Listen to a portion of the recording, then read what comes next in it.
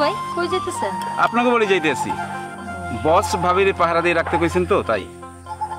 কেমন আজব মানুষ দেখছেন, নিজেই কিন্তু তালাক দেওয়ার কথা কয়, আবার নিজে এখন পাঠাইতেছে পাহারা দেওয়ার জন্য। বস আসলে নিজের ইচ্ছা কিছু করতে আসেন না।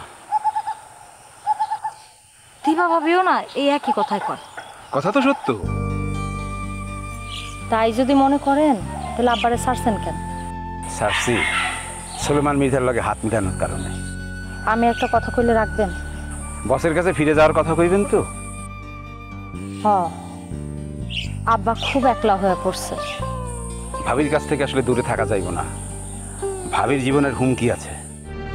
কি কইতাছেন আম্মা? বস আসলে ভাবির জীবন বাঁচানোর লাইগা দাদাভাই সব শর্ত মানিয়ে নিতে আছেন। খুঁটি ভাইয়ের গুলি করার কথা স্বীকার করা, সুলেমান মির্জার লগে হাত মিলানোর কথা সব ওই দাদাভাইয়ের ইচ্ছায় করতে আছে। ভাবি এই কথা কিন্তু আপনি কাউরে কইেন না, চারপাশে কিন্তু দাদাভাই লোক দিকে ভরা। কি কইতাছেন এগুলা? দাদাভাই জনসম্মুখ আইবেন না, তার লোকজন সব বকুলপুরে পাঠাই দিছে। মানে দাদাভাই সম্পর্কে কোনো কথা বাইরে কইেন না। এই যে আমি কইতেছি না, আল্লাহ জানে কেউ যদি শুনে থাকে তাহলে আমি শেষ। আচ্ছা আচ্ছা ভাই, তাহলে এই কথা বাদ দেন, অন্য কথা কন। আপনি আমার কোন এই উগান্ডা কি দীপালির লগে কথা কইতেছে? উগান্ডা চাইলেও দীপালির লগে কথা কইব না। আমি তো ভরসা পাই না। ভরসা রাখেন, যাত্রা ক্যাম্পে অন্য ঘটনা চলতে আছে। কেউ মনে হয় আর দিবা নন্দিনীর লগে থাকবো না, থাকার মধ্যে একমাত্র তোতলাটা থাকবো। কি কইতাছেন? কাজেই দীপালের নিয়ে আপনি কোনো চিন্তা করেন না। আপনি কই যাইতেছেন? আমি সুভাগ বাড়ি যাইতেছিলাম। আচ্ছা ঠিক আছে, যান, তাড়াতাড়ি ঘুরে আসেন, আমি আপনার বাড়ির সামনে আছি। সামনে কেন, ভিতরে ঢুকবেন না? আম্মা জালার লগে কথা কইবেন না? আচ্ছা ঠিক আছে ভাবি, আসি।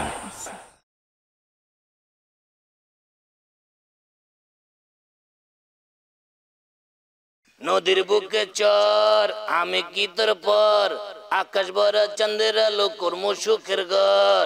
তুমি কোন জওয়ানের মাইয়া গো, লাগে উনা ধুনা, তোমার না দেখলে পরে, তোমার না দেখলে পরে পুরা মাথা ঘুরা গো।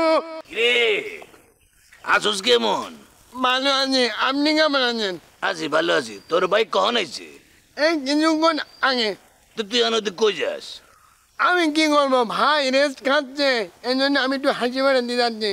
হাসি বেড়াতে? হাঁটি বেড়াতে যাচ্ছি। ও আচ্ছা আচ্ছা আচ্ছা। হ্যাঁ, কি কোনো গ্রিন সিগন্যাল পাইছে? সে কথা এখনো জিজ্ঞেস করার কোনো সময়ই পাইনি, মানে সুযোগই পাইনি।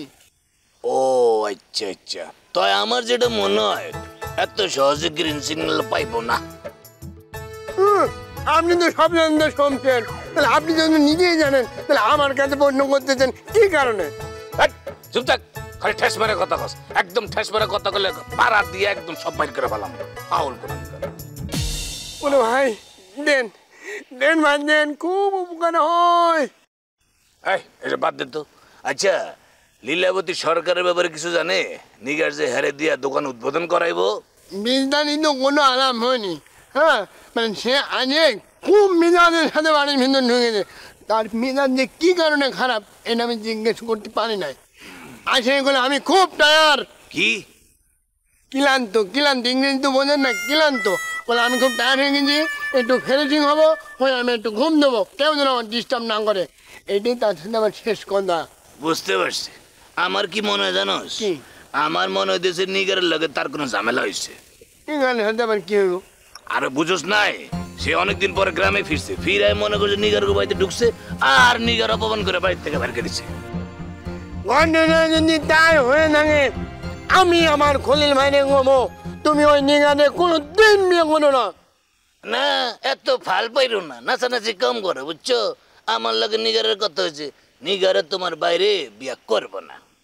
তাহলে তোর কোনো কথাই নেই, কথা শেষ, ব্যাস। আমি কিন্তু সহজে হাল ছাড়তেছি না।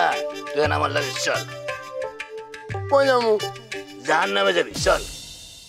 ওই জায়গায় এমনিও দুজনে যাওয়া লাগবো, চলেন।